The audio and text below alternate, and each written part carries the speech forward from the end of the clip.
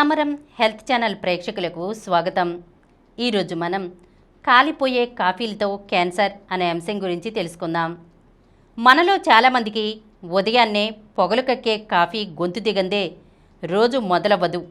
అయితే 65 డిగ్రీల సెంటీగ్రేడ్కు మించిన కాఫీలు, టీలతో నోరు కాలితే పర్వాలేదు, అత్యంత ప్రమాదకరమైన అన్నవాహిక క్యాన్సర్ ముప్పు పెరుగుతుందనే ఒక అధ్యయనం national institutes of health and global స్టడీస్లో ప్రచురితమైంది. పదే పదే అన్నవాహిక వేడి పానీయాలకు బహిర్గతమైనప్పుడు ఇన్ఫ్లమేషన్ తలెత్తి కణాల్లో మార్పులు చోటు చేసుకుంటాయని పరిశోధకులు హెచ్చరిస్తున్నారు. నిజానికి వేడి పానీయాలు క్యాన్సర్ ముప్పును పెంచుతాయనే విషయం ఆశ్చర్యాన్ని కలిగించవచ్చు. కానీ ప్రపంచ ఆరోగ్య సంస్థ గత కొన్నేళ్లుగా వేడి పానీయాలకు క్యాన్సర్కు మధ్య ఉన్న సంబంధాన్ని అధ్యయనం చేస్తోంది. ఈ సంస్థ 65 డిగ్రీలకు మించిన వేడి పానీయాలను క్యాన్సర్ కారకాలుగా వర్గీకరించింది. ఇక్కడ తాగే పానీయంతో సంబంధం లేదు.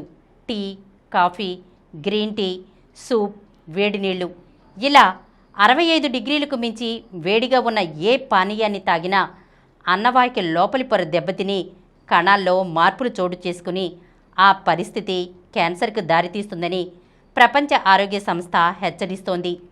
వేడి టీ లేదా నీళ్లు ఎక్కువగా తాగే అలవాటున్న ఇరాన్, చైనా, దక్షిణ అమెరికా ప్రజల్లో అత్యధికంగా అన్నవాహిక క్యాన్సర్ బయల్పడటాన్ని ప్రపంచ ఆరోగ్య సంస్థ ఈ సందర్భంగా ప్రస్తావిస్తోంది. ఇలాంటప్పుడు ఎంత వేడి పానీయాలు తాగడం సురక్షితం అనే ప్రశ్న తలెత్తవచ్చు.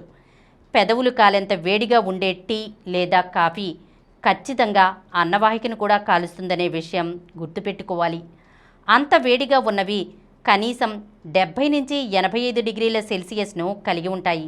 కాబట్టి టీ అయినా కాఫీ అయినా సౌకర్యవంతంగా తాగే వీల్లేనంత వేడిగా ఉన్నప్పుడు కాస్త చల్లారిన తర్వాతే తాగడం అలవాటు చేసుకోవాలి. ఈరోజు మనం కాలిపోయే కాఫీలతో క్యాన్సర్ అనే అంశం గురించి తెలుసుకున్నాం కదా. మరొక అంశంతో మళ్ళీ కలుద్దాం. ఈ కార్యక్రమం మీకు ఎంతో నచ్చింది కదా. ఇటువంటి మరిన్ని వీడియోల కోసం అనతి కాలంలోనే 20 కోట్లకు పైగా వ్యూస్ సాధించిన సమరం ఛానల్ సమర్పించు సమరం హెల్త్ ఛానల్కు సబ్స్క్రైబ్ చేయండి, లైక్ చేయండి, మీ ఫ్రెండ్స్కి షేర్ చేయండి. అలాగే ప్రక్కనున్న గంట సింబల్ని ప్రెస్ చేయడం మర్చిపోకండి.